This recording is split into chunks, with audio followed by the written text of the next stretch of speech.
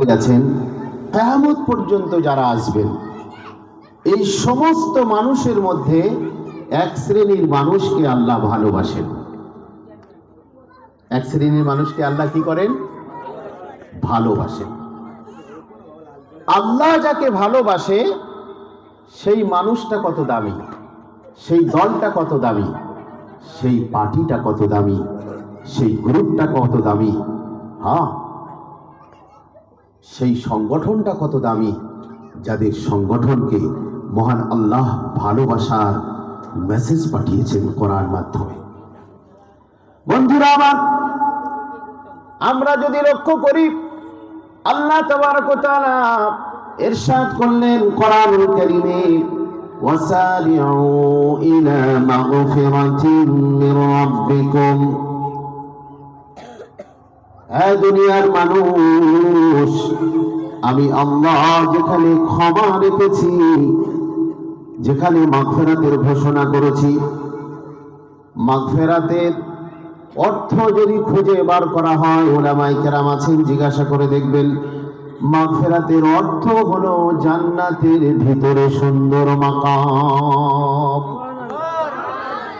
আল্লাহ বললেন, আমি তোমাদের জন্য নয়, অন্য কারোর জন্য নয়, আমি ঘোষণা দিয়েছি এক শ্রেণীর মানুষদের জন্য যে আমি তাদের জন্য মাগফিরাত করে দেব। আল্লাহ তাই বললেন, ও দুনিয়ার মানুষ, এসো, দৌড় লাগাও, ধাবিত হও এমন এক মাকামের দিকে যেখানে আমার মাগফিরাতের ঘোষণা আছে। মাগফিরাত মানে জান্নাত। মাগফিরাত হয়ে গেল, মাগফিরাত শব্দের অর্থ হলো মাফ করে দেওয়া। দুনিয়া পৃথিবীতে যত রকমের গুনাহ আছে, গুনাহগুলো যিনি মাফ করতে পারেন তিনি হলেন আল্লাহ, যার নাম গফুরুর রহিম। সেই আল্লাহ ঘোষণা করছেন, আমি মাগফিরাত করে দেব, মাফ করে দেব সমস্ত গুনাহকে। ওই মাকামের দিকে তোমরা ধাবিত হও।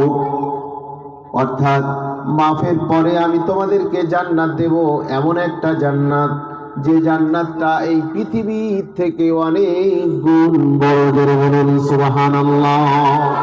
আল্লাহ নিজেই জানালেন, ওয়া জান্নাতিন আরদুহাস সামাওয়াতু ওয়াল আরদু। ওই জান্নাত গোটা জমিন এবং গোটা আসমানের যে চওড়াই লম্বাই দীর্ঘতা আমরা দেখছি, এর থেকে কত না কত গুণ বড়। এমন একটি জান্নাত ওই ব্যক্তির জন্য রেখেছেন যারা হবে এই পৃথিবীর বুকে মুত্তাকি। জোরে বলুন সুবহানাল্লাহ। এবার আসুন, মুত্তাকি কাকে বলে? মুত্তাকি এর অর্থ হলো আল্লাহ ভীরুতা। যারা আল্লাহ ভীরুতা অর্জন করেছে তাদেরকে মুত্তাকি বলে।